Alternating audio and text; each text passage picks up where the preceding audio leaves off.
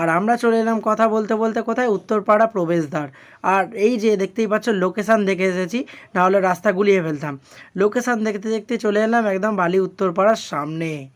তারপর বন্ধুরা এসে দেখছি মস্ত বড় একটা সুন্দর সাজানো একটা আমাদের সামনে লঞ্চ। সো এই লঞ্চটা আজ কেন এখানে আছে, আর ওই দেখো দেখা যাচ্ছে বালির ব্রিজ, তার পাশে দেখা যাচ্ছে ঠিক দক্ষিণেশ্বর মন্দির। আর আমরা এখান থেকে কোথায় যাব, এখানে এসেছি বা কেন, সেটাই তোমাদের সাথে কথোপকথন করব।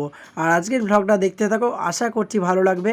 আর খুব সুন্দর জায়গায় আজকে 9 ঘন্টা থাকবো আজকে এই লঞ্চটায়।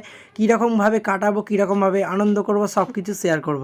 তো চলো, আমাদের এই লঞ্চ ঘাটটা এখন আছি আমরা।